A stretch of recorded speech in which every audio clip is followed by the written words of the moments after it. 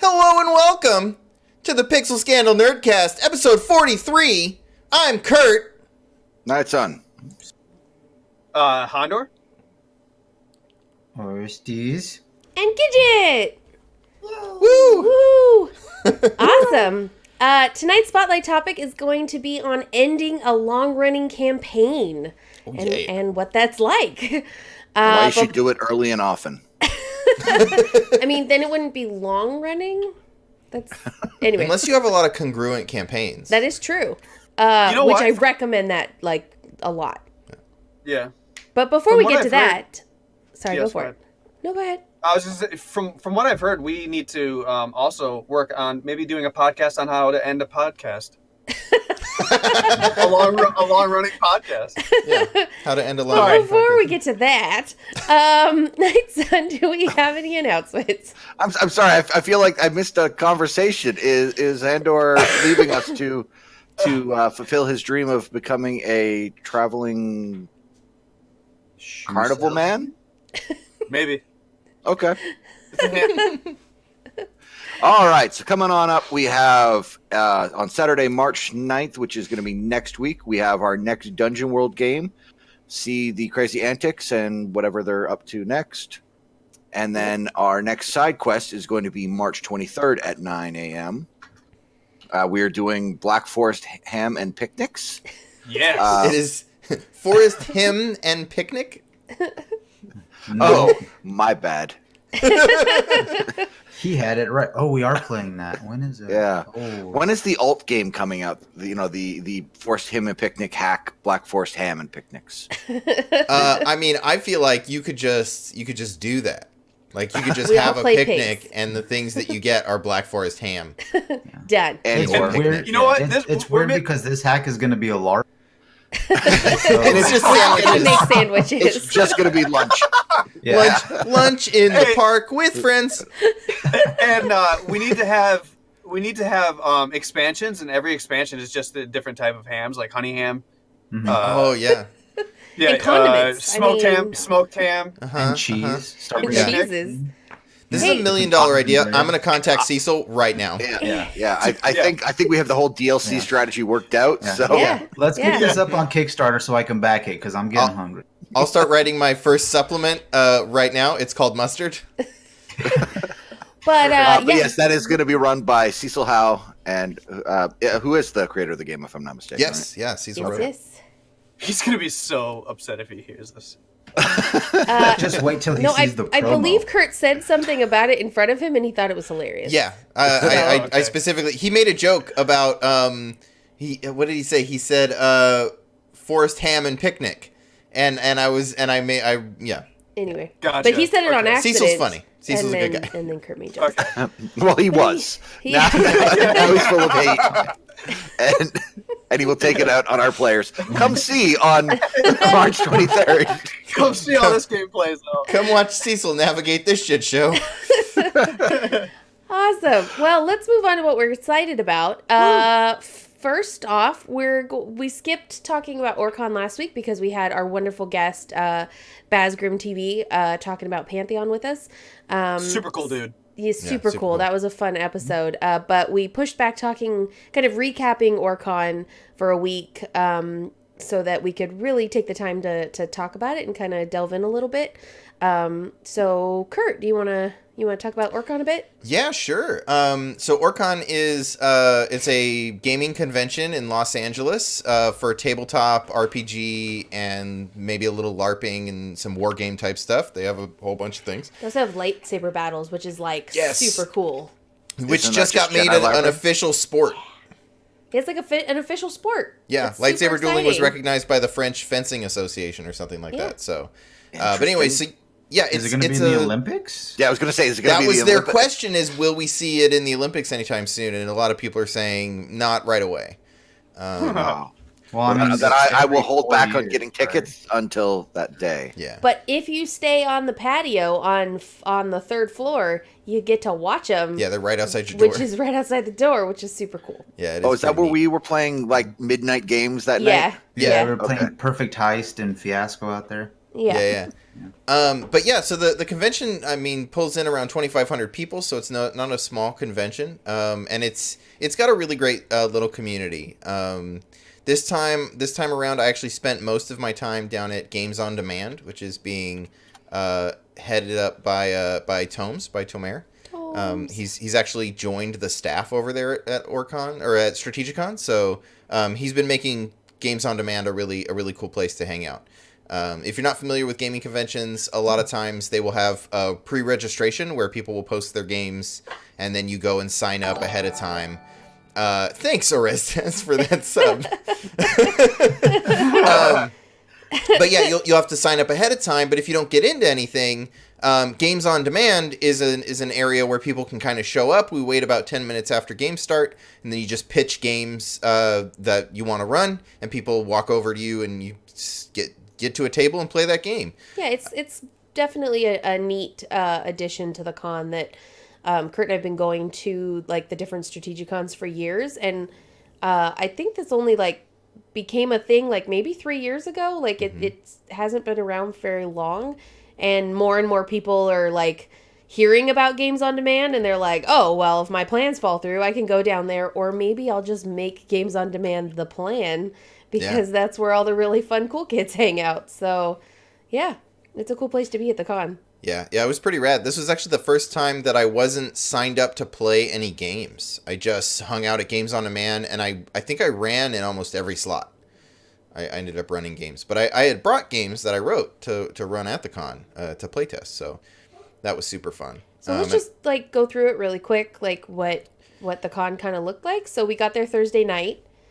And the first game we played was the game you're writing, Forest Mother. Yeah. Which is super fun. Do you want to talk about it a little bit? Sure. Forest Mother is a story game about forest spirits who raise guardians to defend the forest from the dangers that threaten it. So you, over the course of the game, you create your Forest Mother, which is this forest spirit who's bound to the part of the forest that you also created. And then you go through and raise these cute, adorable, or terrifying forest creatures. Oh, adorable. It's really adorable. It handles a mix of tones really well. Mm-hmm. So somebody might be really cute or silly, somebody might be really dark and serious, but really ghosts and adorable foxes get along just fine because they're all part of the forest. Yeah, And one guy made a fungus person thing who rode a dead flesh mech. Yeah.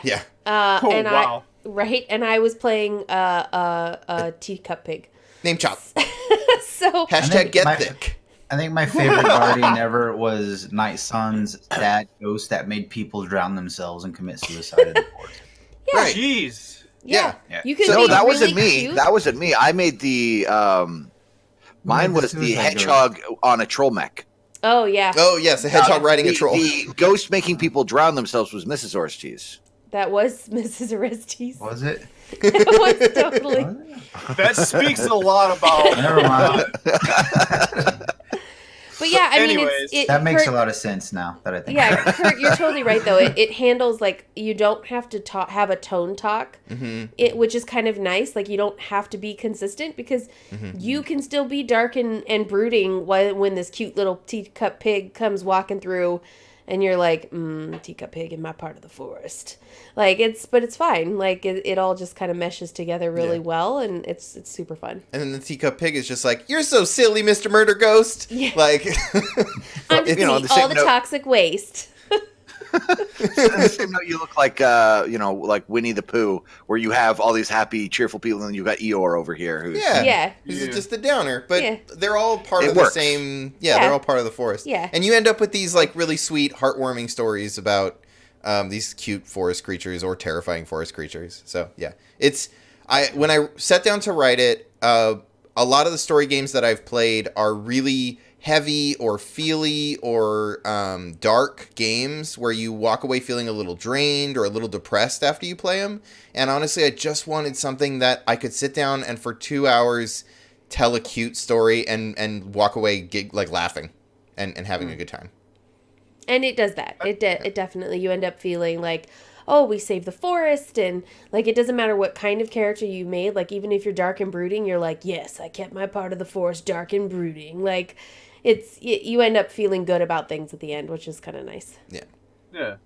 I feel like it's only appropriate that a game like this would come out of California, considering all the threats to forests in California. We have a lot of them. We do have a lot of threats. And routinely, the most dangerous threat to the forest in this game is man. Yeah. It's humans. Yeah. Because there might be like a raging fire or like an alien invasion, and everybody's like, oh no, we'll deal with it. But then like some farmers show up and they're like, we must expel the invaders. Yeah. Yeah. But yeah, it's Stupid humans. Stupid humans ruining our forest. But yeah, so Forest Mother was our kickoff game, pre-game conning. Mm-hmm. And it was really fun, and we played with a cool group of people, and it was really great. And then Friday, we started off the con with For the Queen. For the Queen!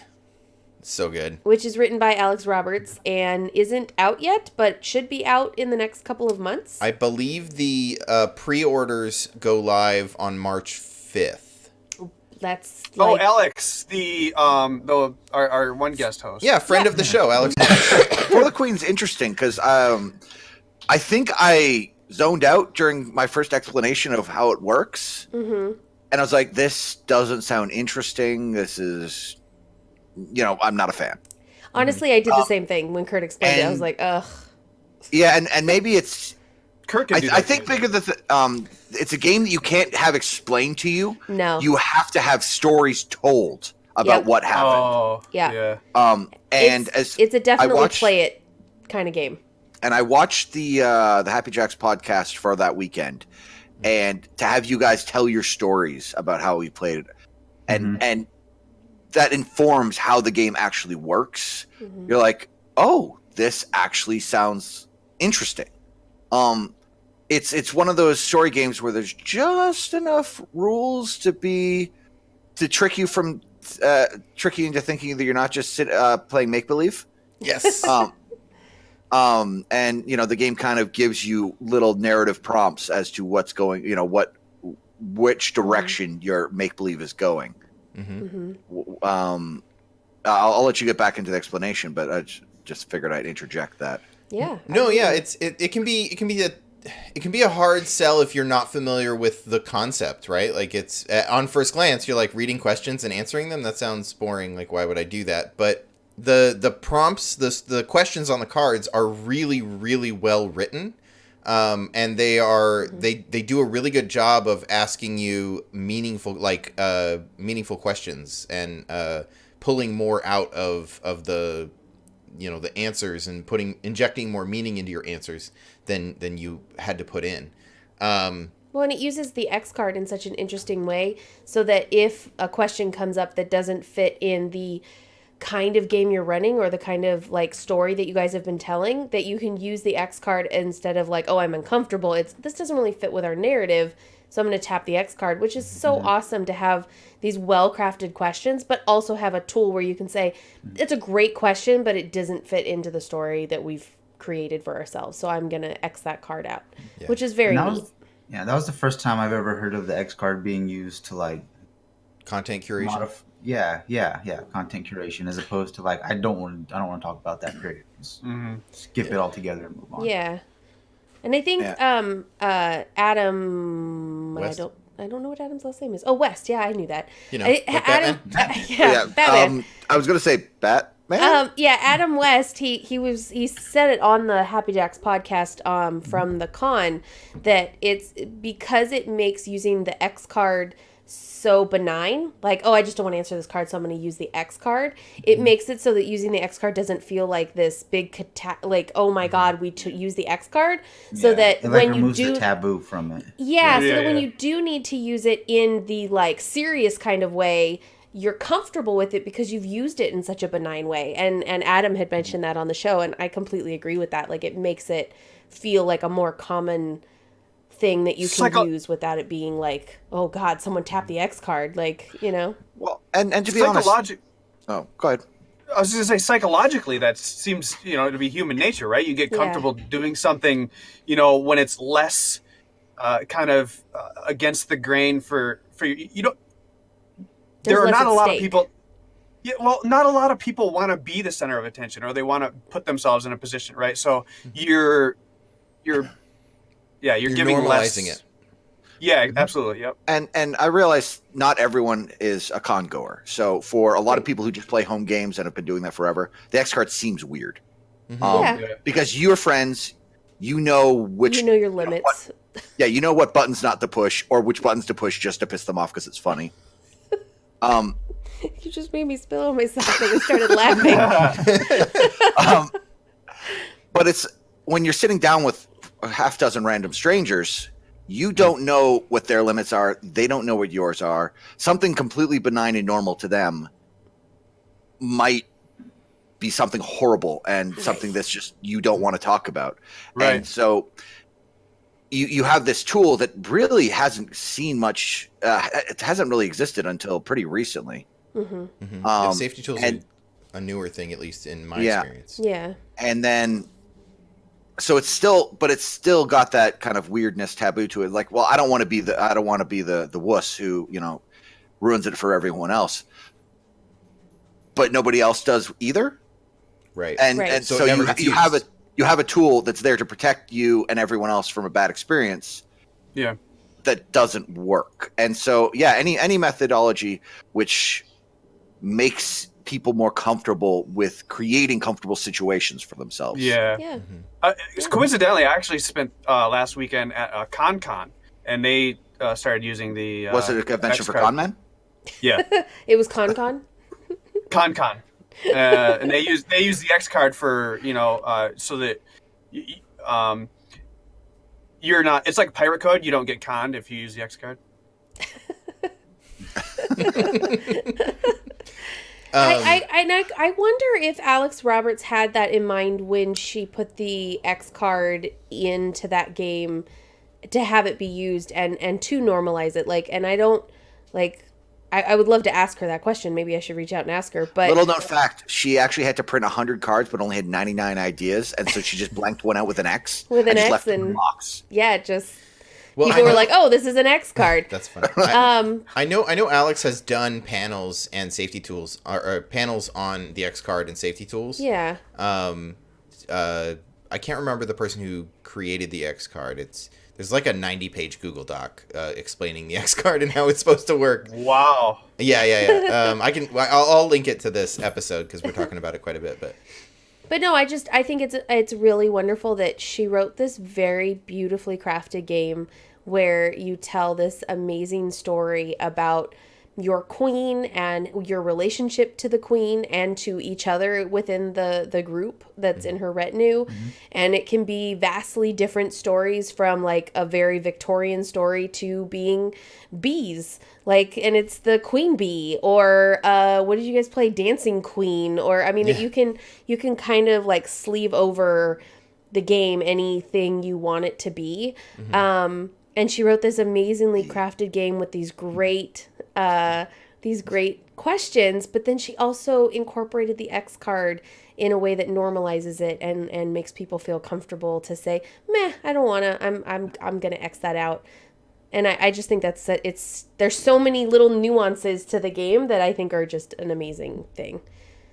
Yeah. Go ahead. I was going to say one thing, and this is something I've been mentioning a couple times in the last couple of weeks, was specifically in building your character in response to stimuli. When we're talking like video games, was something I referenced how in Fallout 76 you didn't have any outsider stimuli to build these responses to, and so literally a game that's nothing but how do you respond to this external stimuli? Right. It is very interesting for just hyper building a character. Yeah. I feel like we didn't actually drop the premise of the game. So for anyone who's listening who hasn't heard of For the Queen, I don't know if we need to explain what it is now halfway through this I think discussion. I kind of did with like you're in their retinue and yeah. The premise is you you are the queen's retinue. You are traveling to a distant land to broker a peace in a war that has gone on longer than anyone can remember. She has selected you and only you as her retinue because she knows that you love her. That's it. That's all you get. But who is the queen? Who are you? Do you actually agree with the queen? That is a 2-player game or what? No, Because it's if a it's group. just you and the queen. Sorry. you It retinue. means I'm you- sorry. They actually you, did the edit that party. card. All of you they edited it so it does make sense grammatically that it's the group at the table. Yeah. Are the retinue, but yeah. But my favorite part of the game is that after you draw your card and it asks you a question and then you answer it about your character, everyone else at the table then can ask follow-up questions and can add things to the narrative. And it could be things like you've been going along saying that you're the cook and then someone else drops in, well, does the queen know that you've been sleeping with the king? And it's just out of nowhere, but it adds to the story. And so you can add, basically you end up building into people's character and you just take it and you're like, no, the queen doesn't know, but you know who does know, the I don't know, the handmaiden or whatever. And you just start to like basically build this story together about what's going on. And all that's there is that one card. And then you add things together. And when everybody's kind of done asking more questions, the next person draws a card, answers the question, and then everybody asks follow-up questions. So it's basically created a table of GMs where you're always listening, you're always paying attention, and you're always adding to the story, and no one's just kind of sitting there like, oh, I guess I'll just sit here till it's my turn. Because you're actively waiting to like help add to somebody else's character and make their character have more twists or turns or more in-depth story or whatever it is. And so it ends up, it just makes everybody the GM, which is such a cool thing, I think. Yeah. Yeah. I feel like this would be a great game to run over the weekend when we play the Black Forest Ham and Picnic LARP and we do a Dairy Queen LARP for the Dairy Queen. And we just sit around and eat ice cream. Yes, dip cones all the way, man. For the Dairy Queen. Yeah. It's like, I got some sprinkles. No, that's an X card right there. No, I don't want No to sprinkles into my story. Yep. Well, unfortunately for me, that was the only game I got to play at Orccon because I promptly got the flu and stayed in bed the rest of the time. But that afternoon, Kurt got to run a game on the Happy Jacks stream that they did from Orccon, and you ran Lighthearted. Yeah, Saturday afternoon I got to run Lighthearted on their stream. I actually ran the game 3 times over the course of the weekend. Lighthearted is my Rules Light game of 80s nostalgia, neon, and magic. About college kids like trying to overcome stereotypes and stuff like that. It was fun. It was really fun running the game. I ran the one on stream was the name was Once Bitten, right? Because it's all of the games are sort of loosely based on 80s movies. Where I go find a terrible 80s movie, remove all the problematic content, and then just run that game. I thought this was going to be based on a Whitesnake song. Basically, yeah. That's basically what it was. But yeah, so they all wake up in a bar and they've got bites on their necks and nobody else does, but everyone else got phone numbers to some party, and so they go and check it out, and it turns out, oh, there's a bunch of vampires. Which we actually play tested this scenario.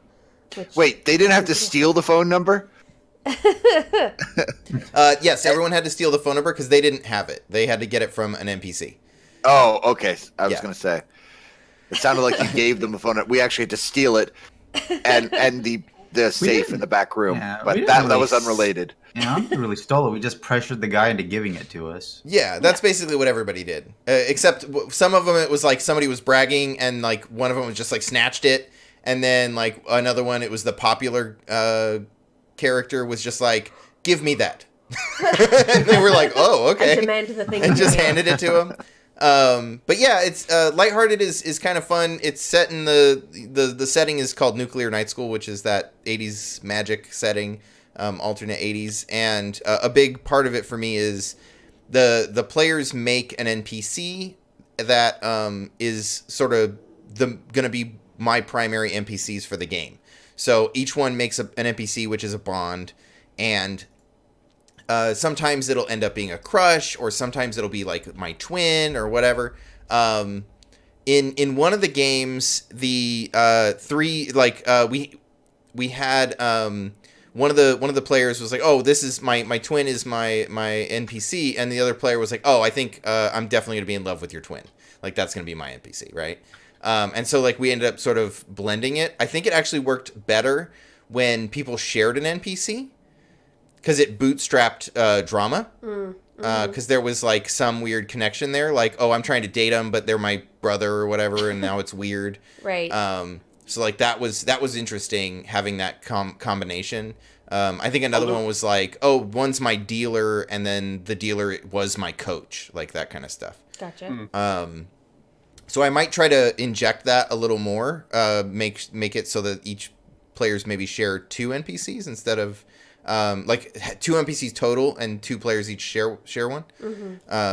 But yeah, it went really well. There was some stuff, all of the like 80s genre emulation stuff went pretty well, right? Like I'm pretty solid on managing the tone and making it feel like a terrible 80s movie that is funny, right? But something that didn't come off was I struggled with showing the overcoming the stereotypes, because the way it works now is your character has these major malfunctions, which are like your negative personality traits, right? Which are tied to your clique. So like whether you're a geek or a jock or whatever, like the jock is going to be talking about sports all the time, or maybe they've got an injury, and the geek is going to actually people and that kind of stuff, right? Right.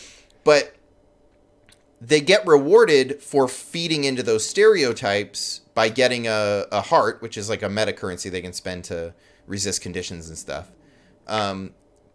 But the reason I want them to get rewarded is because that's what society thinks you should be acting like. So when you act like society, when you do what society wants, you get rewarded. Right. But the problem is there was no incentive to overcome those stereotypes. So they ended up actually just leaning hard into them and making their character about those stereotypes and sort of like the archetype of those stereotypes. And so there was never a time when it was more beneficial to overcome the stereotype.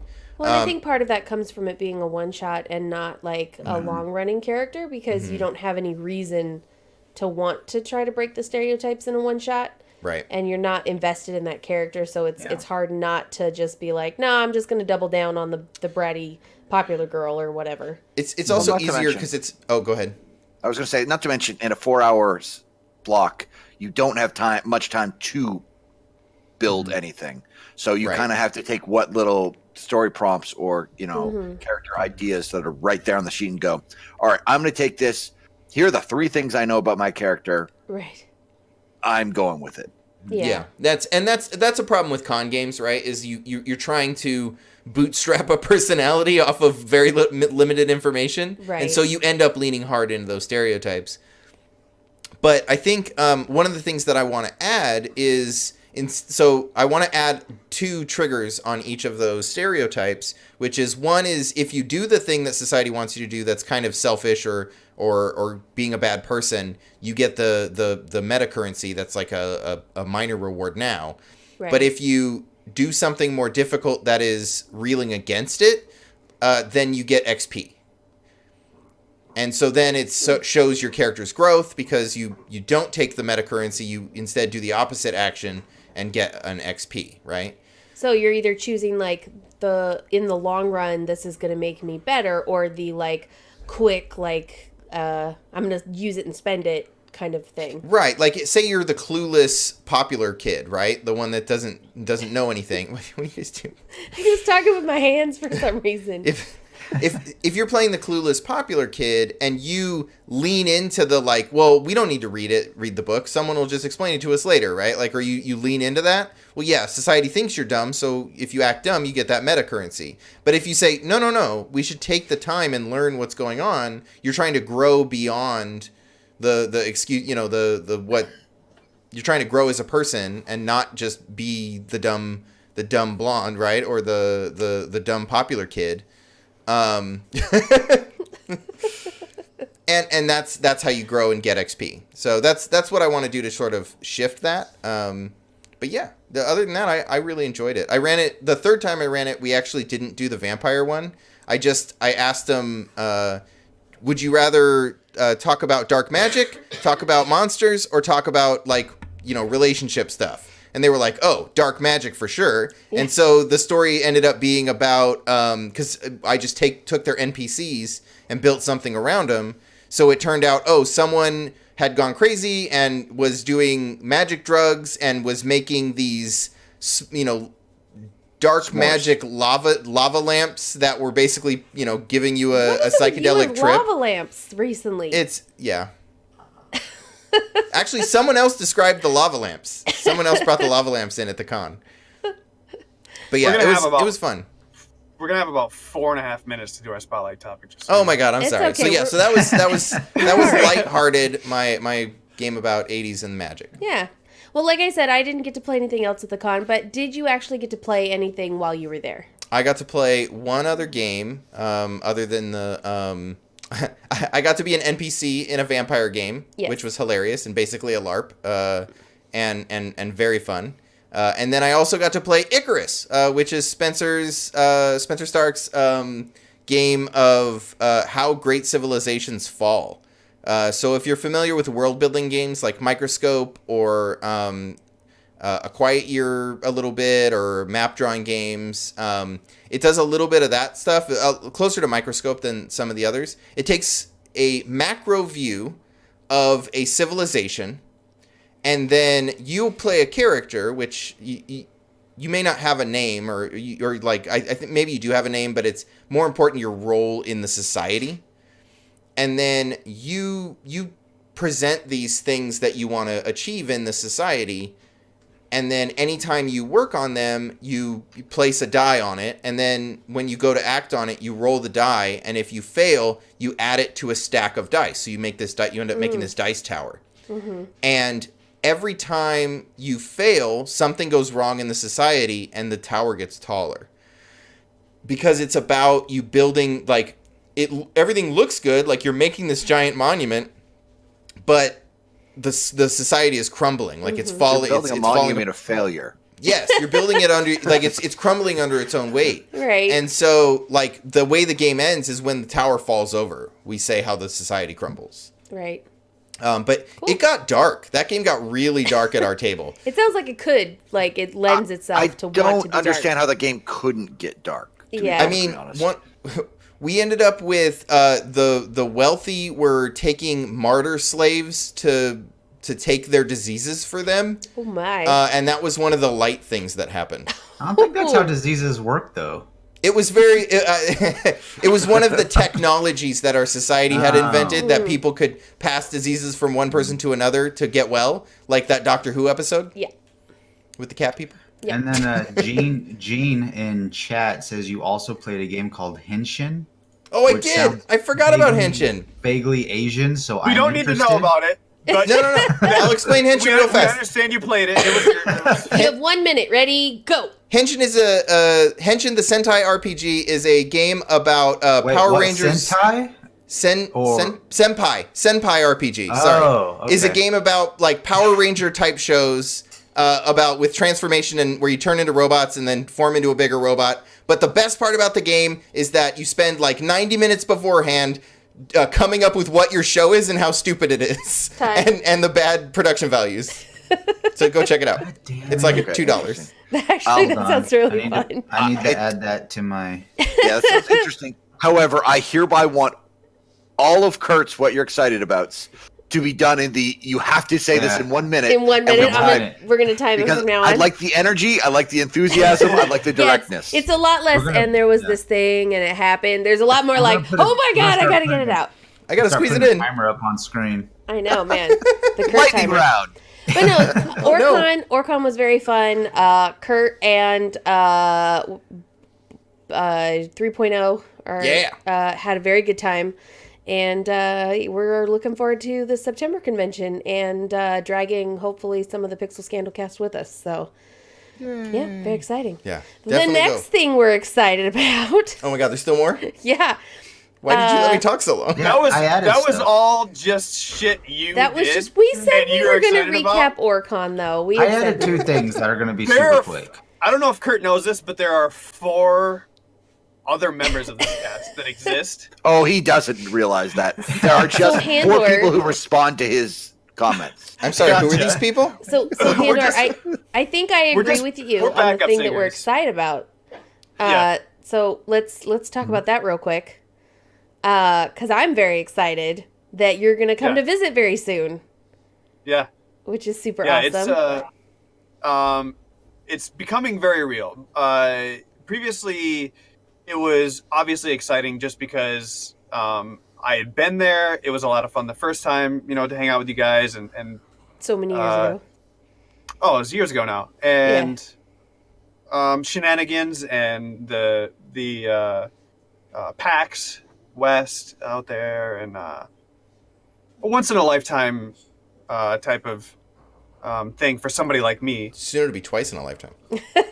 Well, I don't think we're doing PAX this time. I don't think I'm riding on a 24-hour train from California to Seattle. Or driving. So, no. Yeah, or driving like 4 days straight to another state on the other side of the fucking country. Anyways, we do talk a bit about we talked about Western Con that we went to last year in May, and we do talk about how we all get together and do our own little mini convention where we all go out of town together and play games for several days.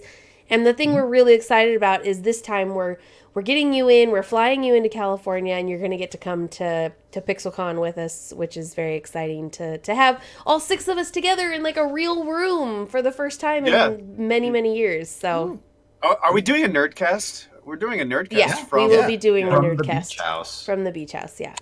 So that's something. Don't think that's on the schedule right now. So I think someone needs to fix that. So yeah, that is super exciting. I only wish that at this point in time we had more fans, because I'd love to do like a fan meetup. But we have like. That's what Orccon was. Orccon was us hanging out with people who watch our show. Yeah. I mean, you can come back out in September for Strategicon. It's at the LAX. You just fly in, come to the hotel, and fly back out again. Yeah. Easy peasy. Right. So, but let's move along here. Division 2. Oh yeah, let's only talk like 40 seconds about. Trust me, we will discuss. We will probably we'll be talking about you more though. Like this is not the last time we're going to talk about more to come. You being here. Bullshit. Anyways. No, just Division 2 beta. It's out right now. It is apparently basically Division 1, but with more story and more things and more stuff. Okay. Is it flushed out or what? From what I understand, Endo got in. I was playing it last night. He was enjoying it. They've already hosted a handful of betas just trying to actually nail down all the bugs and weirdness and try to get something ready for launch. One thing I'm super excited, especially in this current environment we're seeing where games are released and there's just no content. They are doing a huge marketing push to say, here is our end game. Here is what we are doing.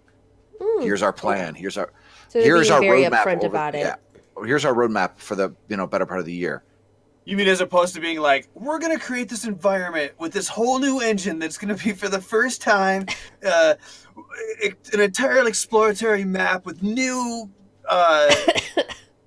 systems and this and that, and then you get into the game and none of that exists? Is that what you're saying? Well, it's funny because it's kind of the Ubisoft thing that they've been doing forever now, where the first game of any of their IPs feels almost like a tech demo. Where the game is like, man, this is a lot of fun. It's kind of unpolished. There's not enough content. The first Watch Dogs, the first Assassin's Creed, the first Far Cry. They're more like proof of concepts than actual and then games. as soon as the very next game, they're like, okay, all those things that we spent all the time figuring out how they work, now we're gonna make it good. Yeah. So, I'm gonna as soon as we finish the podcast, hop in there and check it out. I think I'm gonna try to trick Oreztes into joining me. And I believe just have to tell him it's called Final Fantasy, and then he'll be in. And I think it's open till tomorrow. It's big download, so if you don't have strong internets, it's probably not for you. Wah, wah. Aw. Okay, well, moving right along, Oreztes. Yeah. There's an exclamation point on this one. Yeah, there is.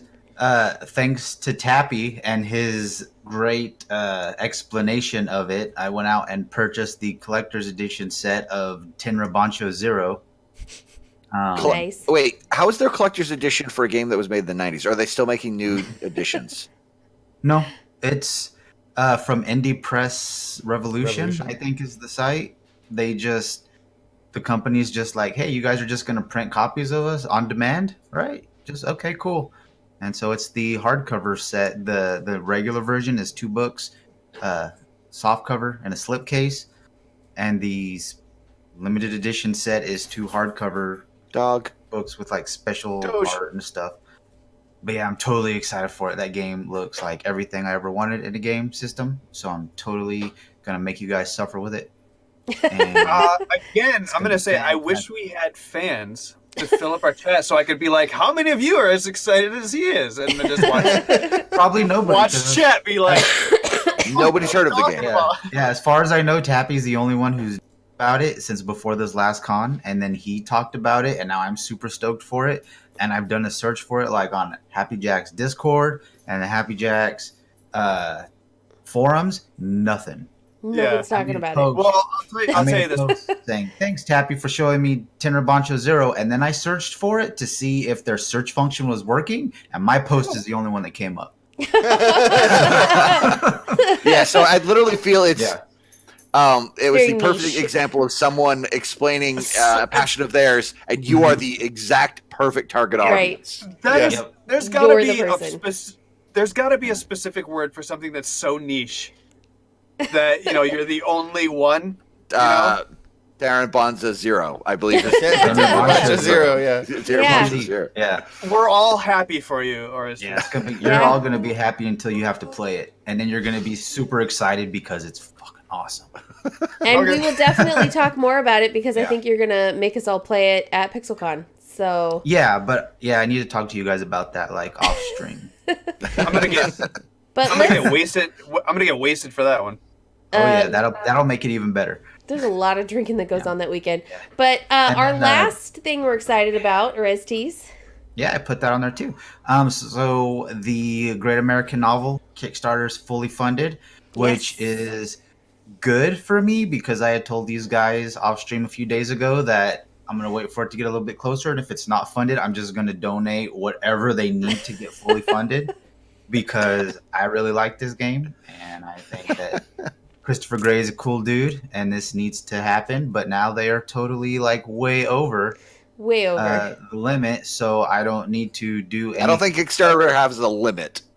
Well, I mean, they're way over the minimum. So which version did you guys get? Because I know you guys already backed it, right? The best version, whatever that was. $100 version, you're getting 5 copies? Yeah, you got 5 hardcovers. No, the best retailers? not retail. Okay. I don't remember. But I remembered I bought the best that I could buy. Then, yeah, because I was going to get the one that you guys didn't get so we could compare them. Oh, nice. Okay. So cool. That's what we're excited about. Let's move into what we played recently. So Kurt, very quickly, you've got 2 minutes. 1 minute. 2 minutes. 1 minute. Okay. Ready? Go. Lightning round. I played Masks recently on the Gauntlet with Lowell Francis and some wonderful Gauntleteers. Yes. It was Masks. It was a 4-part game. Masks is a PBTA game about teenage superheroes, which deals a lot with your character's feelings and the influence that other people and adults have over you and how you deal with that. And did we tell a fun and interesting story. I played the Bull, which is the playbook is basically the what's Captain America's little buddy? Bucky. It's basically the Winter Soldier, right? It's you're like dumb face. Yeah. You're like shot up with a super serum, or you're genetically edited or whatever, and now you can fight really well, and you're really strong, and all that stuff. And so I played that character, but they also the other part to that playbook is that the Bull gets a love and a rival. So one of the other players was my love, and one of the other players was my rival. And the leader of the team, because it's a superhero show, so one of the characters, kind of like the team leader, was my rival. Huh? Your time is up. Oh shit! Okay. No, it's okay. It's okay. Finish your story. It's actually really cute. was my rival, and one of the players was my love. And so I went into this game immediately causing problems in the team. Because this is part of a long running campaign where they sort of reset every month for 4 sessions. And so I jump in. The team leader had been in a previous team, and I just immediately started like undercutting their ability to lead the team, and like causing problems with them, and talking about how they're not doing it well. You being a problem in a game? Well, but it added to the story. Like, it made it a more interesting story, because we ended up with this really interesting resolution where we finally had like a mutual respect for each other at the end. Nice. But the story with my love is the one that was most interesting, because we had this cute like teenage love story that built slow, and are we interested in each other? And then like we're gonna hold hands, and then we finally have like a kiss at the last game, right before I get taken out. So in this game, like most PBTA games, you can buy moves from other playbooks, and this is the first time that I really used the mechanics of the game to make the story more interesting.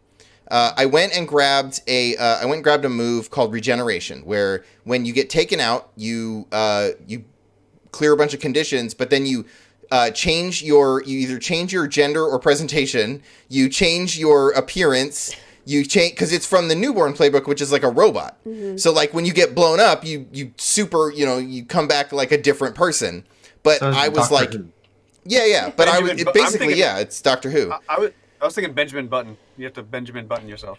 Yeah. So, but I was like infused with alien DNA. So I specifically took actions to get a bunch of consequences, so I could get taken out at the end of the fight or the end of the episode. So like we have this thing where right before the fight, I look at him, we have this kiss, and then I'm like, you should come over to my place for dinner. My sister would love to meet you, and like basically make plans for the future right before we go into a fight where I know at the end of it I'm going to get taken out and I'm going to change genders. Because we were a gay couple, so like we were both boys, and like at the end of it, like this thing happened, and part of the regeneration is you can lose memories. And so I had my character come out as like this female demon looking character who didn't remember who they were. Aww. Yeah. And I felt so like it was such a good story. Like everyone was like super sad at the end, and it was like really feely, but then I'm like apologizing in chat because I'm like, oh my God, I'm so sorry. But yeah, it was a good story. So that even if it ended a way that you guys didn't exactly feel satisfying, it was an interesting story to tell. Yeah. It ended up definitely one of my favorite like quick character arcs of like 4 episodes, and I felt like it kind of fit with our ending a campaign, because damn it if LOL is not a master at pace and those kind of stories. So nice. it was an excellent game to play in. Cool. So Handor, you played Dota 2? A version of Dota 2, or an extension of Dota 2, which is imagine League of Legends. We're more familiar with League of Legends. Mm-hmm. I can't say League of Legends for some reason. So LOL. Yeah, so you take your characters and you're building a team, and the orcs the more orcs you get on the board, they boost each other's armor. Trolls have something, and they all have synergies and so on and so forth. It's very, very complex. And it's not chess, like chess. It's just building a team, throwing that team against another people it's going to be 8 people total. And you're constantly moving around. It's like Mage Knight almost, if anybody's ever heard of or played that. I only played it for like an hour and a half or so. I'm excited to go try it out again, because it's pretty in depth, and you can't just like play it to have fun. Yeah, you can't. You have to know synergies, man, and you have to know stuff. Otherwise, it's just like from the get go. Like in round 2 and 3, you're just gonna end up getting your butt whooped. So I'm excited to get back into it and try to pull up on another monitor synergies and stuff or something like that, and like just try to go off that. And it's something to make note of too is because you're playing with 8 other people and while all those boards are running, you're all pulling from the same pool essentially. Mm-hmm. So if you're going to try to put together a team of orcs and someone else is trying to put together a team of orcs, understand neither one of you are building a team of orcs. You know what I mean? You're going to draft fail. Style. Okay. Yeah, absolutely. It's very, very fascinating and pretty complex. And wanted me to, or I ended up wanting to pull my hair out by the end of it. But you know, you take 15 and next thing you know, you want to play it again. Yeah. Nice. Well, cool. Well, the last thing that we have on here of what we played recently kind of also moves us into our spotlight topic, which is ending a campaign. Today we played the last game of our long-running fantasy Savage Worlds game that Kurt's been running for us for the last 2 years, and which we lovingly deemed What's in the Box, which I know is not what the original name of the campaign was when Kurt first started running it, but he gave us a box and told us to put things in it on an island, and so of course we were going to like change the name and make fun of it, because that's what we do. We can't let Kurt get away with serious names. Thanks, Rando, for the sub. You, Rando. Yeah, thanks, Rando. So go buy and download our mellow. Thank you. So Actually, Kurt, do you want to give if he wants it a real quick, I don't know, the original idea for What's in the Box? Real quick? I don't know if I'm capable. Do you want me to say the original idea? Yeah, maybe you do it. I've been talking a lot this episode. Okay, so you've been talking a lot. What Kurt told us originally is that he had the idea for a game where, I don't know, you had kind of heard like, I don't know if it was the Spanish or the French or whatever, Portugal. When they were doing colonization. Don't let facts get in the way of a good story. When they were doing colonization, the like king was like, hey, go to the new world. Anything you find, you can keep, bring me back, like, that fits in this box. Everything else has to come back to the kingdom, right? And Kurt was like, wow, that's a really, like, interesting idea to use as a idea for a campaign. And so that's basically what it was. Our whole group was hired by the Duke of this little duchy that was, like, you know, having trouble with money. And he was like, hey, there's this island that's supposed to be rich in resources. You each get a box with your name on it. About the size of a coffin, basically, because a lot of us slept in our boxes the first couple of nights we were on the island, because we didn't have any tents or anything when we first got there. But it was, if you find any riches, it fits in your box, you get to keep it. Everything else, you got to bring back. And through backstory and things, we realized that the Duke was this horrible, awful person, and we were never going to actually come back and bring him monies. And yeah, I mean, there was stuff that happened on the island. There was demons that we banished, and we saved the whole world. And then we get back on the boat, and we come back to the duchy, and we find out that this leader of this area is incredibly racist and hates anyone who casts magic, and is like oppressing all of the people, and had built a giant wall between the poor people in the south and the rich people in the north. And this may have been right around the election when we first started playing this game. I was going to say, wait a second. And, sounds super familiar. There may have been was I in this game? For Kurt. I'm role-playing that right now.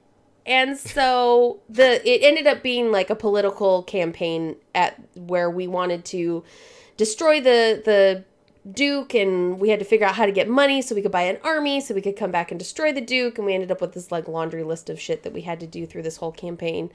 But we ended up playing these characters for 2 years, and today we ended our campaign.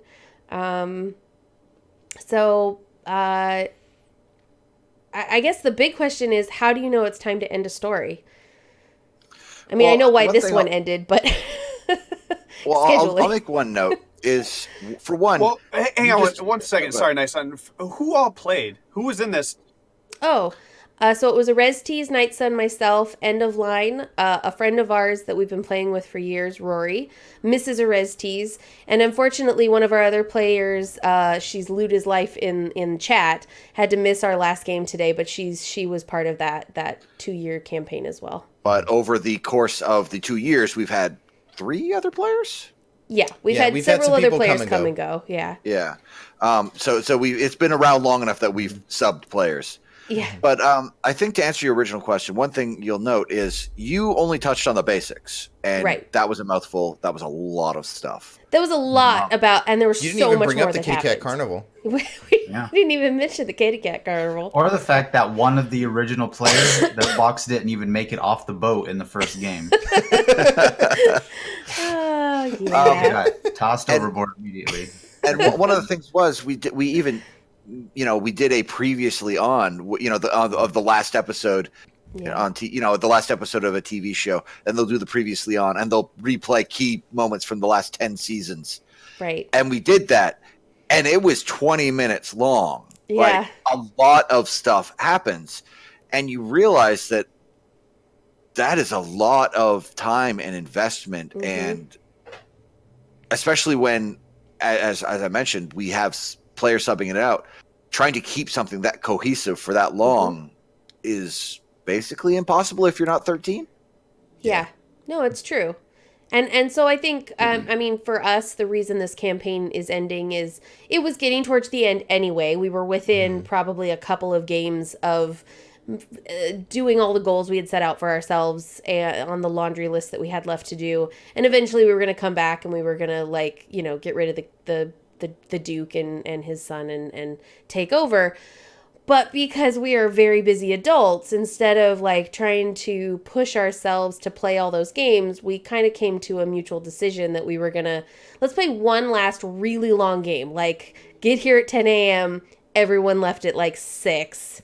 And we're going to play the entire time just so we can finish out the story. Instead of having that dangling, oh, we never finished that story. I wonder what happened to those characters. We wanted it to be a satisfying ending for these characters. And I'm certain everyone who's done RPGs for more than 6 months has had a campaign or had a story that just fell to the wayside. You didn't have time, you didn't have the effort. Too many of the players are gone. And it's dead. It's gone. And you're it doesn't feel satisfying. You're like, oh man. Yeah. It's like somebody stealing your yawn. Yeah. Well, it's like turning off the movie 10 minutes before the end, right? And you're like, but how does it end? That's what it feels like when you kind of drop out of a campaign or something before it ends. Yeah. Or what every good show does to you to draw you into the next episode. So, right. In my opinion, when to tell when it's the end time to end a campaign? Now is the right time. As weird as that sounds. If you're asking whatever the your question, campaign is, whatever number you're on, whichever game you're on, end it right now. I have come to this realization probably over the last year with dealing with a lot of one-shots and that kind of design and a lot of more cohesive stories.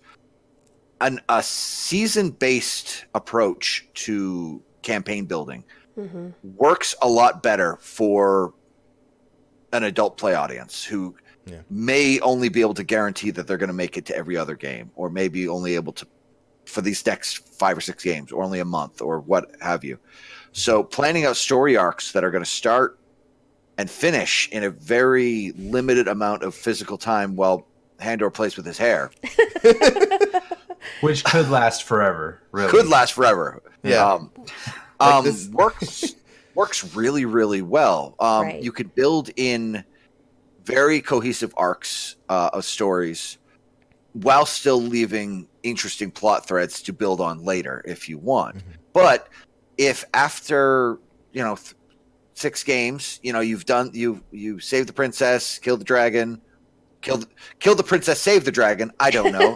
Whatever your game is, depending on your local laws. Yeah. Hold on, I'm making notes for TBZ. Kill the princess. Save the dragon. You can walk away from that and have your satisfying season finale, right? Where you get closure, you get to move on. There might be some things that you kind of want to move into and look into in the future, but if your GM moved away tomorrow, you're like, oh, I got my experience. Right. Yeah. Something I found really interesting about today, which, I mean, we knew our campaign was ending today, but even if we weren't prepared that this was going to be the end, right? It was after we did our long recap of our 10 seasons, and we were sitting there, Kurt had asked us like a question about the future at one point, and several of us were like, man, I'm tired. Like in character, it was like, I'm ready to hang up my hat. I'm ready to like kick my boots up. I think at one point Oreztes was like, I really just want to go back to the farm and hang out with my wife and that I haven't seen in a really long time and like just be at home. And, End of Line was like, I'm tired. And he was talking in character. And I think that's a really good indicator of kind of the end of a story, right? And I completely agree with you, Nightson, that like if you do it as seasons, then you can write a season 2, right? You write another 5 games or whatever. And then if your players drop out, then okay, you're done. But yeah, it also works really well if there is the I want to retire. Yeah. Great, grab a new character for the next season. Yeah, it's like we had been through so much and we had fought so hard to get where we were in our game today that our characters were kind of tired and we were ready to like succeed at our big task and then kind of go our separate ways and chill out for a while. And some of us went back out adventuring in our epilogue and some of us didn't, and but we were all ready to be done with this fight. And I think that's a really good indicator when your players are like, all right, guys, I'm tired. We got to fight the big guy. We got to win the war. We got to whatever the end boss is, because I'm getting tired of this fight. So that feeling of needing to retire, it's interesting. I'm gonna upset probably a lot of people, but don't be like Lost and don't be like Walking Dead. Oh, yeah. Well, no, that's another good point. I mean, Kurt and I both have fallen into we wrote so many games, right? We were prepared for this amount of a campaign.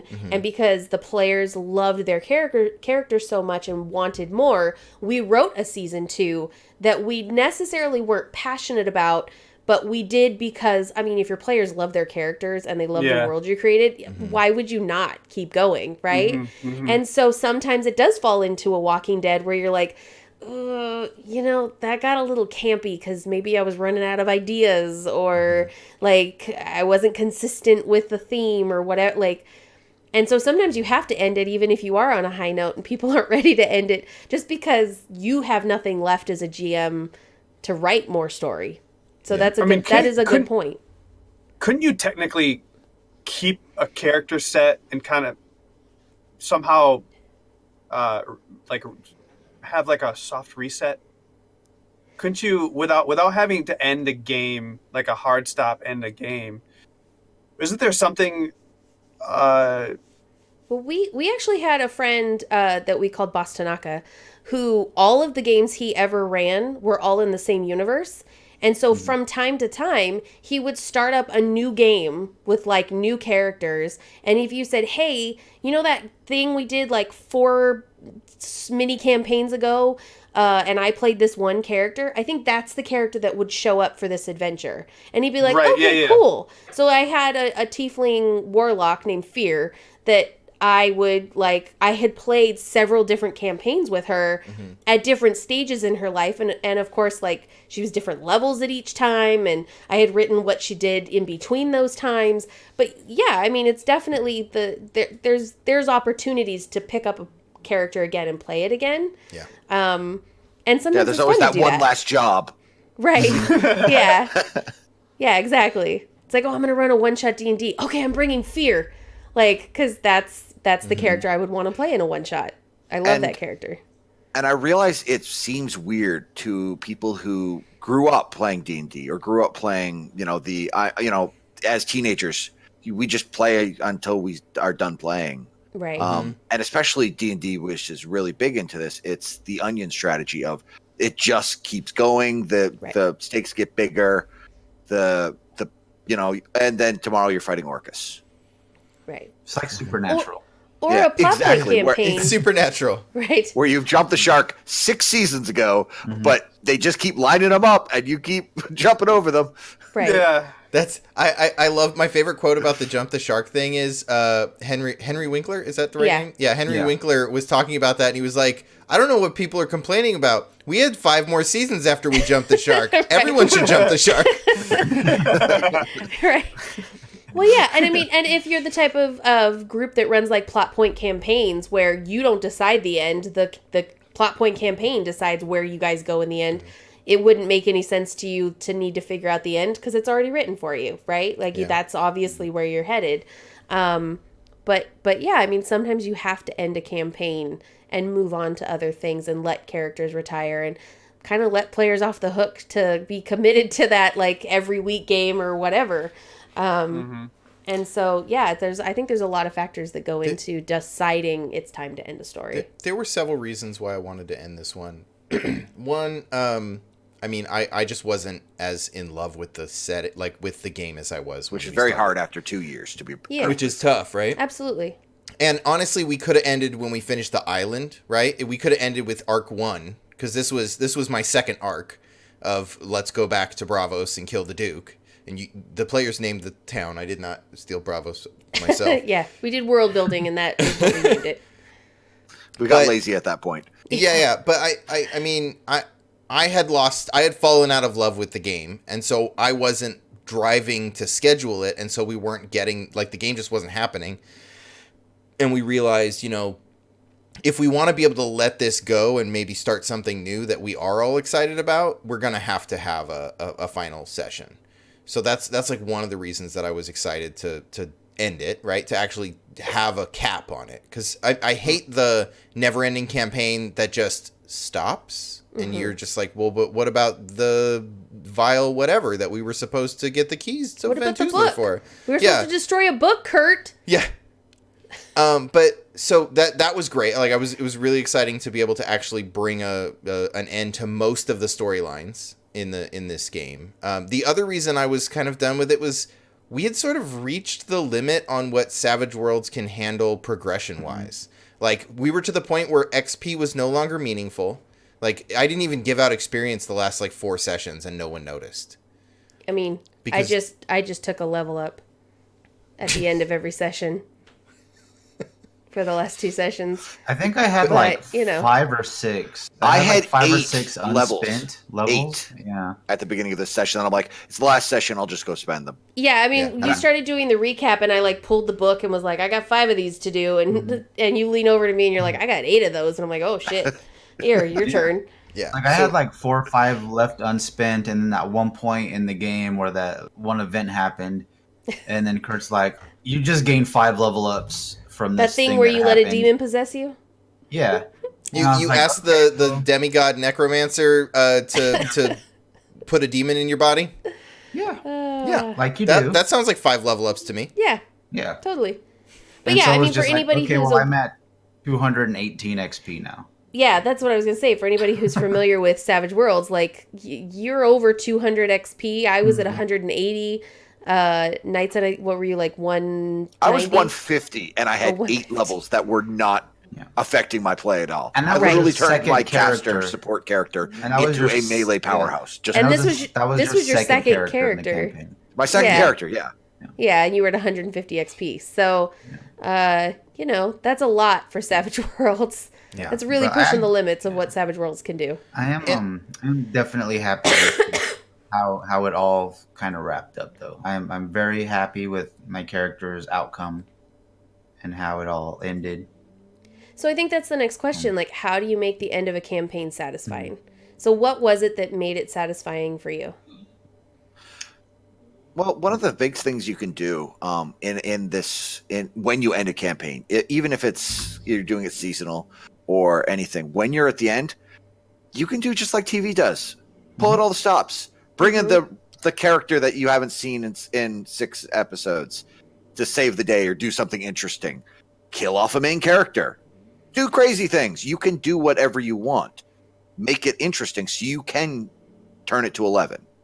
So you're saying, like, let the the players feel like awesome heroes in that last go game. nuts. I mean, let them feel like awesome heroes all the time. But yeah, definitely. Well, I mean, more so, like turn it up to 11. Yeah. The finale game is definitely the game where you have, as the DM, kind of have to completely embrace the, don't let the facts get in the way of a good story. Right. It's like, I want to do the thing. Okay, go nuts. Do it. You do it. It's awesome. It's amazing. It happens. It's cool. Good job. Next thing. Who wants to do something else awesome? Yeah. Something that I was telling Kurt that I found really satisfying about this game, and I had like a little bit of an emotional moment about it earlier. So the campaign was climaxing to a bunch of fights. Like there was no way the last game wasn't going to be a bunch of fights. We were going to have to kill a lich and then go kill the Duke and his son and fight the DIC, which were the anti-magic police. Like there was a lot of fights we were going to have to do in our last game. And the dedicated Inquisitorial Concordium? Yes, the dicks. And which we also made up as a group. We used all our creativity up on that. All of it. Do you know where they hung out when the campaign started? At the College of Collected Knowledge. The Consortium of Collected Knowledge. Oh yeah. Yeah. Consortium of Collected Knowledge. Yeah. We get it. We get it, Kurt. We got it. So anyway, we were headed towards a lot of fights, and when we were in the first big fight, really, that took up most of the day, which was fighting this lich, and Oreztes' character letting himself get a possessed by a demon, and my character was kind of like a paladin that was like not okay with that. I realized at that point that we were going to have so many fights today, I wasn't going to get to role play actually in character as Isabel ever again. Like we were going to do these fights and win, and that was going to be it. And I was never going to get to talk as Isabel. I was never going to get to talk to my pet tiger Stormageddon again. Like, that was never going to happen again. We were just going to do all these fights and it was going to end. And I think what Kurt did so beautifully in today's game is as we ended the last fight with the Duke, you had basically this guy that we had met that also sort of wanted to be in charge, that was kind of a cool guy that we really liked earlier in the campaign, show up and start role-playing with us and saying, like, basically Oreztes' character, like, you don't want to be the Duke, let me be the Duke, I'm going to be a great guy. And we got to role-play one last time in character with these NPCs and talk about what we wanted for Bravos and how we wanted things to go. And not just our epilogue, but actually have this persuasion, like, argument back and forth with this guy. And I thought it was so great that after all this fighting and all of this not role playing, that we got one last chance to be our characters before it all ended. For like the last probably 7 or 8 months, it's been building up to where my character was basically being groomed to become the new Duke after we overthrow the tyrant that's in charge. And by the time we get to the end, it's just like, I don't want it. I don't want to do this. And so there's like this guy, and it's like, okay, let me just make sure he's on the level and he's legit and he can absolutely have the responsibility. I'm going to interject real quick. You don't want to do this. A character you will never touch again is literally going to be epilogued to, we could have just said, he's the Duke, everything's happy, and everything. No, you didn't. You were exhausted as a character. Yeah. And did not want that path for his epilogue. Yeah. I mean, that speaks volumes. Yeah. We've been through a lot in the 2 years we played these characters. And I really wanted to commend Kurt for doing that, like inserting a way for us to role play as our characters one last time in this game that was a ton of combat, appropriately a ton of combat. Like we had to have those fights, but you were able to get one last role play opportunity in there for us to have like a satisfying moment where we talk as our characters and we role play with each other one last time before we like said our epilogues and kind of closed our big thick ass character journals that we all have now from this campaign. And I thought that was wonderful because that really meant a lot for me. That made it satisfying. I think another thing that's critical to end a campaign. And it's a little fuzzier if you know you're coming back to the well. You're going to do a season 2 or whatever. Mm-hmm. Character epilogues. Yeah.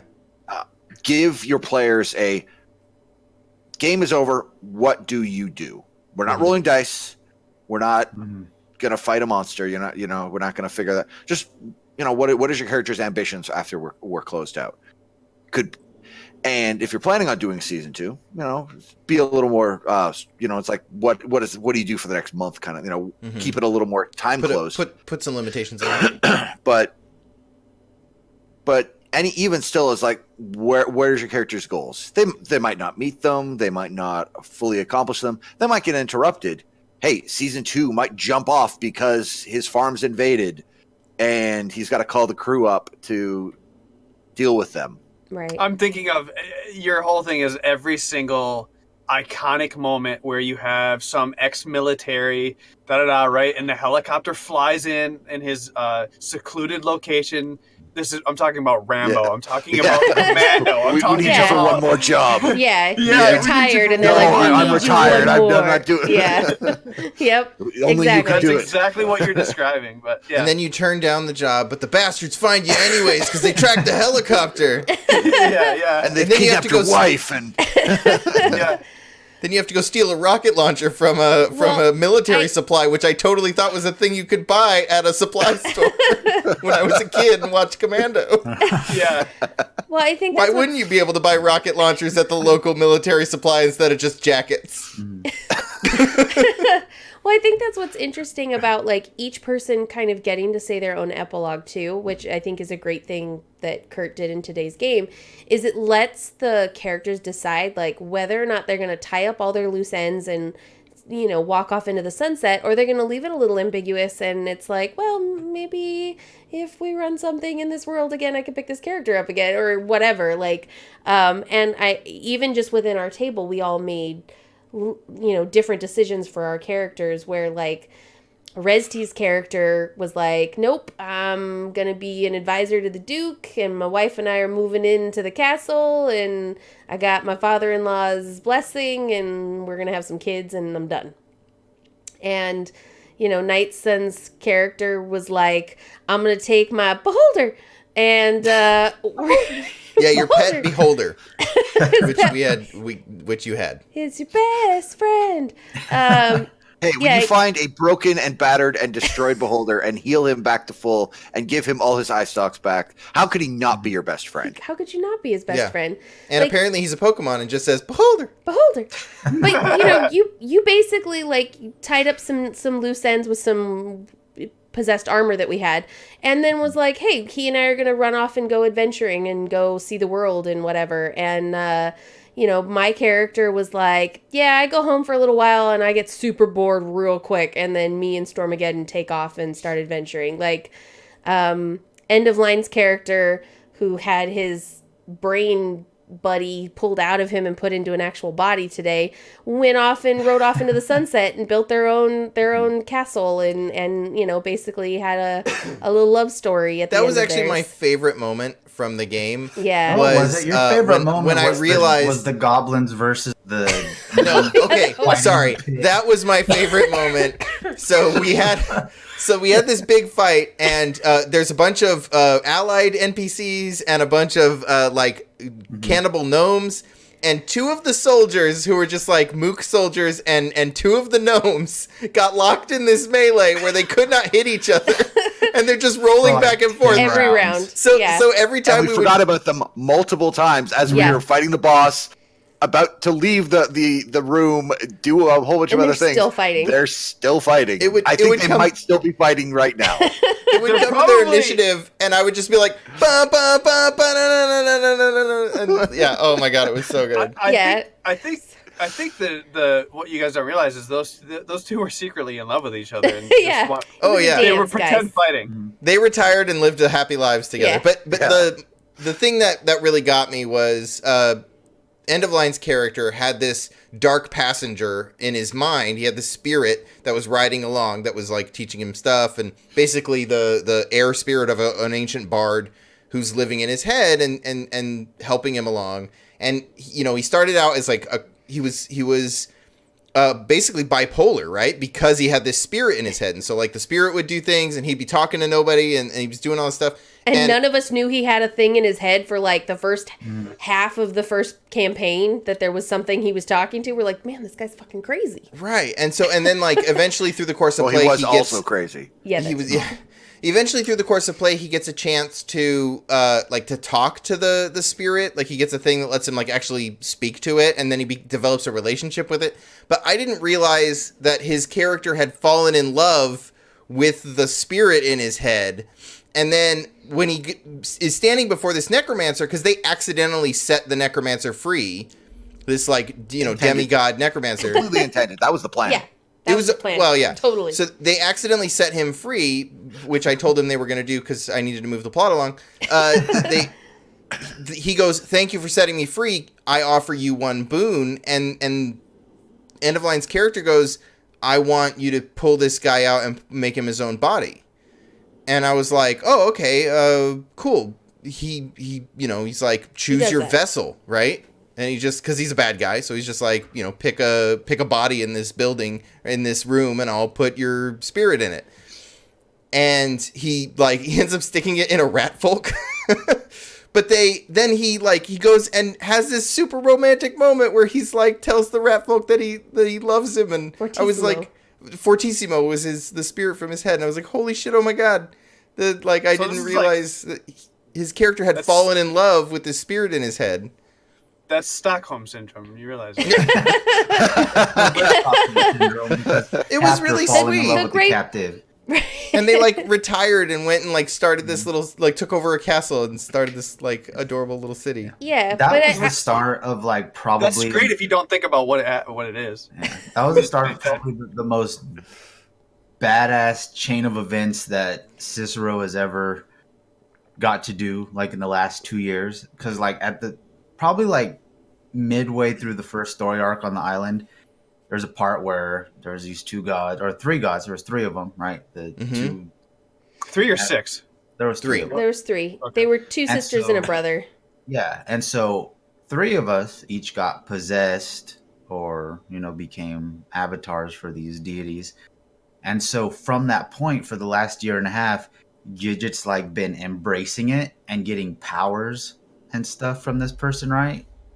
Like key paws and 50 caliber sniper bows and whatnot. Yeah. And so 50 caliber sniper bows? Yeah, shot off someone's shoots, leg. It's okay. Bows. She's got a light bow that shoots really I was really badass in that She's game. got a lot of bonuses to her damage. Yeah, but mechanically, the damage it outputs, a hit kills anyone. Yeah. I know, I understand. It just sounds so funny to me that you're adding caliber to something that doesn't. That's what I alluded. She said, Yeah. I try to wing this guy. This guy's running away, so she tries to wing him by shooting him in the leg. I'm like, you are essentially shooting a 50 cal at his leg. Proceeds to roll dice, which explode 8 times and deals 55 damage to the guy's kneecap. So it's okay. So from then on, she has a 50 cal bow. She's basically Quincy from Bleach, if you're familiar with Bleach. So she's been going and embracing her deity stuff this entire time, and so my character, of course, was selected by the evil guy. So he's got this evil dude who's just been repressing him for the last year and a half. Mm-hmm. Just nope, I'm gonna turn my back on it. And so today, when the evil lich guy was like, "Okay, what do you want?" I was like, "I want power. I need to unleash this demon inside me in order to stop this guy." And so it just basically turned into, all right, you have this demon. Now you're super strong. And it was just the most awesome between the dice rolls and the situations that came up, just turning this guy into my bitch the entire time without having to do a single combat fight roll. You were the MVP of that fight. Yeah, that was amazing. Because he was going to teleport away, but you kept taunting him and convincing him to stay. Yep. So yeah, he would have left if you hadn't taunted him and convinced him to stick around and fight it out. He would have left. I had 10 minions that he mass suggested to turn on us. I was just stand down, men. And they're just like, yeah, that sounds good. Glowing demon eyes and hovering off the ground, like cloaked in fire. It was great. And I just knew, I was like, yeah, as soon as this is done, she's going to shoot me in the head. And by she means he means me. I was like, Isabel's going to shoot me right in the head as soon as this guy's down, but it's worth it because he is the main threat here. Like, the Duke is just a man. This is like a god. We have to stop him first. This character has probably been the most difficult character for me to play. She started out as a pacifist, went through some shit, and then kind of started killing things, and then went super crazy and started killing everything, but was told basically by her god that, like, she has to destroy all demons. Well, for some reason, Kurt decided that every single player in this game needed to have some type of demonic passenger inside them. They decided that. I mean, the reason why Nightson lost his first character is because he had a demon inside him, and we were just not getting along. And I ended up banishing exactly the demon reason that was inside Cicero today. I had to go over and like basically take you down to the Savage Worlds equivalent of 1 hit point to rip the demon out of your body. And so that it's kind of going against the norm of the priest group. And a young priest. Yeah. Yeah, and like that was even a good bit of difficult. role-playing too. Because you even got to role-play that part out where it was just like... Because you hit me with it and then turn around was fully possessed and it was just like, is he gonna fucking try to hit me back now? What's happening? Like, is he gonna eat me? Because I didn't quite hit him as hard as I expected to, and he gets to attack me back now. And what's gonna happen here? I was so happy that you were like, you just put your hand out, and you were like, I don't resist it, because our characters, your character was my brother-in-law, so technically we were related, and so I think that caused our characters to, like, you felt like you needed to protect me. Because I died at one point, and your father-in-law was very upset with you for letting me die, and so we had a very interesting kind of brother-sister bond in this game, which was kind of neat to play. But yeah, does anybody have any final thoughts on ending campaigns or saying goodbye to characters or anything like that? I have 2 questions. Yes. Yeah. The first question is, was your 50 cal bow fully automatic or semi-automatic? Semi. Okay, so let me explain real quick. It became fully automatic. It depended if she used her necklace. That is true. So real quick, I had a bangle that I wore on my wrist that Flittish, my goddess, gave me. No, Raka gave it to you. Well, Raka, yeah, okay. Anyway, so my goddess gave it to me, which would turn into a giant light bow, and then I would shoot light arrows at people. The D&D cartoon. Right. Yes. And at some point, we found basically like the time turner from Harry Potter, where if I spun it, I could do multiple actions in a round, which meant instead of shooting my bow once and hitting one person, I also took a double shot, which meant I could hit someone 4 times in a round. And because it was like god magic, I had a ton of bonuses, and so it ended up being like every round I could shoot something 4 times and that's annihilate insane. Them. Yeah. My second question is, I just want to know what ended up happening to you've talked about so much of what's happened to the Duke in this scenario, and what's happened with goblins and so on and so forth. I'm very curious as to what ever ended up happening to the DIC and where they inhabited the COCK. They killed their leader. Well, who was their leader? A guy named Fairfax. Richard? Fairfax. Yeah. Should have been Richard. Richard would have been better. Richard would have been better. So one of the interesting things about this, and which really lends to the fact of how long this has been going, the original story came from a one-shot con game we did 4 years ago. Yep. That's And that was when the COCK was taken back from the DIC.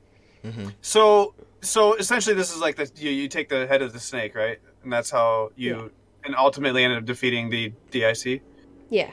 Well, they were basically an offshoot like sect of a religion. They were worshippers of Helm who had become heretics and gone like super anti-magic, and so they had gone, yeah, and they had gone to, because it was part of our world building. I was like, how is magic in this town? Like, how did the general population feel about it? And they were like, oh, it's distrusted.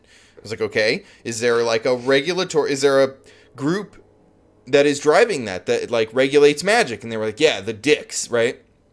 Okay. Which is really funny because we had two spellcasters in our original group. They're two people who didn't actually make it to the end, but they were the ones pushing for it. Magic is hated. We're all registered and. Mm-hmm. Gotcha. It was very, very, oh shoot, what is it called? Dragon Age, right? Like where mages are, like there's blood, you know, you have to donate your blood to be registered. And the dicks were very much like the, what's the group from Dragon Age that you play as? The Templar. The Templar. Mm-hmm. They were very much like that, but like the most douchebag version of the Templar you could imagine. Right. Because they were also like really resistant to magic, so like magic attacks wouldn't really hurt them as badly as normal people, and and they were also just really evil. Like they were just awful people. Yeah. Well, one of the characters that we acquired kind of halfway through the campaign, Rory, we found his character he's a wizard, basically chained up in the DIC's jail because he did magic. And that's the whole reason why he was in jail, was because he was magic and he was a tiefling and they're racist and anti-magic. And so we rescued him. But yeah, I mean, basically what happened was the guys that came in that we had this whole like, no, you guys be the Duke. We don't want to do this. Part of what Oreztes' character was arguing with them about or talking to them about was, you're going to get rid of the dick, right? Like, we're not going to have these guys around. Like, if we let you be the Duke, like, this is gone. Like, that was one of the agreements that we had with them in order to not fight them for power. And so, yeah, we were able to kind of convince them to get rid of the dicks. You didn't really have to convince them. The character who ended up becoming the Duke was one of the player characters from that one shot from the 4 years previous, who had reclaimed their like ancestors' tower that was in the middle of town, because like a mage had come to this town, built a tower after doing something heroic, and then like, you know, hundreds of years later the DIC take over the tower, kill all the mages, and he's like, you know, a street urchin because their family's been disgraced. And oh my gosh. The street urchin became the Duke. Yeah, the street urchin became the Duke. The NPC street urchin became the Duke. Yeah. Because everybody finds people's character ideas and backstories super entertaining. So I still feel bad for that second in command demon in hell. Oh my god, right? So bad for that. So that was hilarious. When Oreztes goes to say, I want a demon, right? Because that was part of his backstory, is that his people use demons as like ways to embolden themselves. And so he goes, I want a demon. And so like we flash to hell, and you know, Oreztes' character and the necromancer are standing there, and he's like, you know, take your pick, and there's like all the demons behind him, and he's like, I want the biggest one. And I'm like, all right, cool. He like jams a Baylor into you, and we come back, and like now he's there, and he's like starting to physically transform, and he's you know, getting all disrupted because he can't contain this Baylor. And then the necromancer summons another Baylor to fight someone else who's like the second biggest Baylor, because he gave the biggest one to Oreztes' character, and he did not have a good time. Yeah, and then he got like possessed and told to go stand in the corner because he had been bad. So it's the blind like took control of him, was like, go stand over there.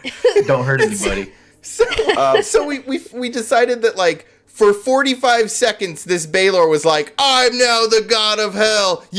I'm in charge of all of you. And then poof, he's in here and he's in the corner. And then by the time he gets sent back, Gigett had already banished the Baylor from Oreztes. So he gets back and he's like, all right, fine, I'm back, but I'm still the biggest. And then poof, no, you're not. You're still number 2. The biggest guy comes back. Yeah.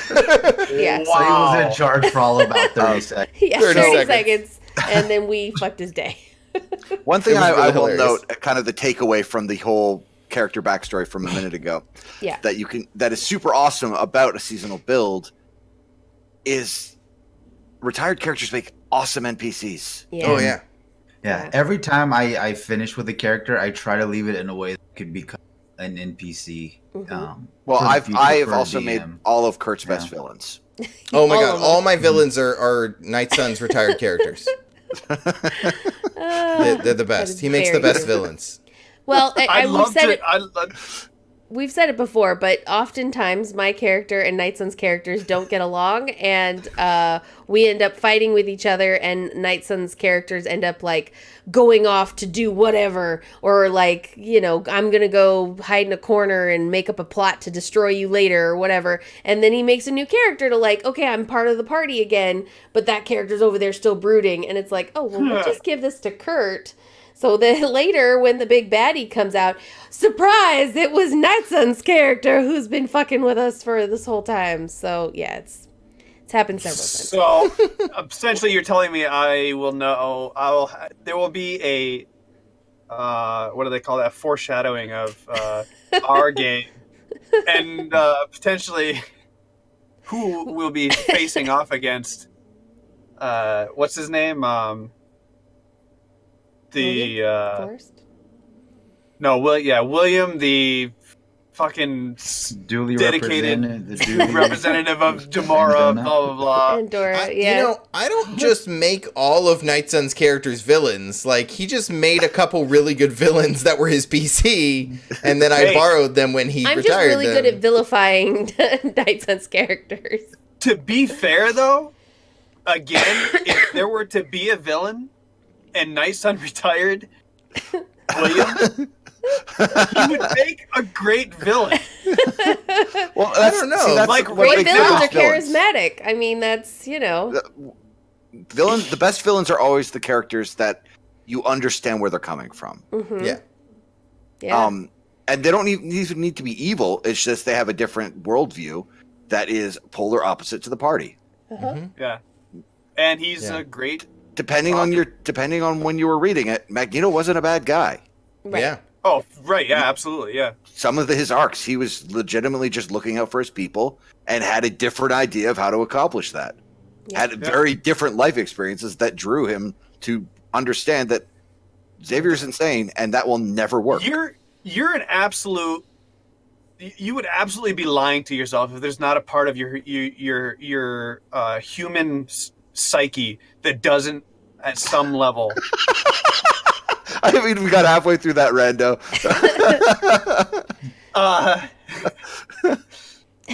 Yeah, exactly.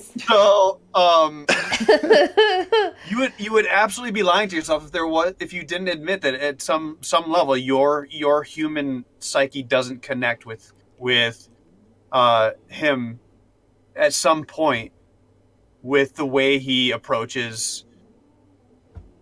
Yeah, you get it. We should definitely do an episode on great villains. Yeah, definitely. And like what makes a great villain. But just to kind of wrap up tonight, final thoughts here. I know for myself, I'm really gonna miss playing What's in the Box, and getting to play Isabel and Stormageddon and all of the wonderful adventures. But I definitely feel like we had a satisfying ending today, and thank you, Kurt, for making that happen. Yeah. I'm super glad that was able to happen.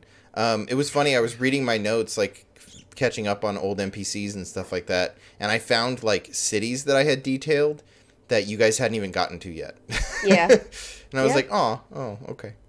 Well, and I think that's the thing. Like, GMs always have way more information about their world and what's going on with everybody, and the players don't usually touch even half the shit that you write for your campaign. Which is funny because usually it's the stuff that's most exhausting for a GM is making that ancillary content. Right. That never gets touched. Right, exactly. Well, what's funny is one of the town that in question that you guys didn't get to is from a previous one shot that I ran about kobolds in a diamond mine. Oh, nice. Tying it all together. Yeah. There's a town called Diamond Crest. Yeah. Well, cool. Before we close out, yeah. Before we close out, I think we should read this title. Go for it. Well, you go ahead and start, and then next week when we pick up, you'll be able to You'll still be finishing it. Well, here, let me have Kurt tell people where to find us on the internet, and we'll leave with you reading the title. Yeah, that's a good plan. So, Kurt, where can people find us on the internet? Thanks, Gigett. People can find us all over the internet. They can head to pixelscandal.com to find back episodes of the show and links to our social media, like Twitter, where we're at Pixel Scandal, or Instagram, where we're at Pixel Scandal, or Facebook, where we're Pixel Scandal Show. They can find links to YouTube or Twitch, you can watch this show live, or YouTube, where you can watch past episodes. Definitely, if you like watching past episodes on YouTube, go and subscribe, because we need to hit the certain amount so we can get our custom URL, and then that'll be easier to find for everybody. And if you like listening to shows as an audio format, you can find us on iTunes, or even though they screwed with their format recently, or Spotify, or any of that shit. Whatever podcast receptacle that you prefer, it'll be there. Better than Podcatcher. Yeah. You can also email us by emailing pixelscandal@gmail.com.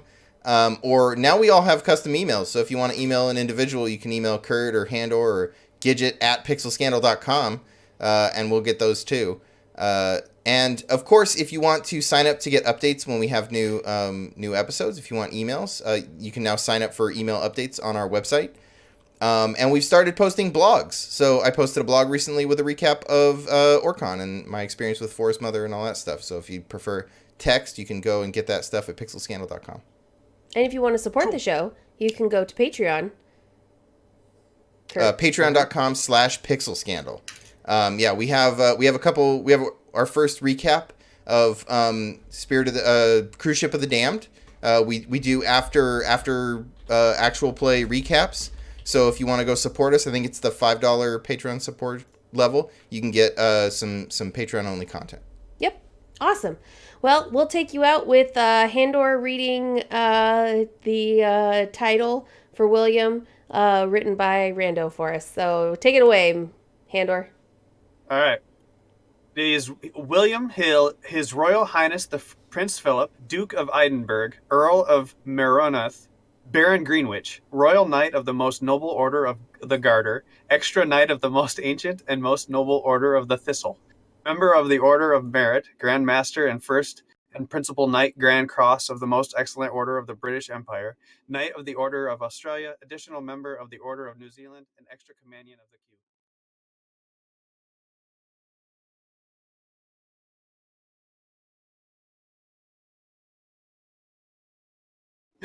Q. Fucking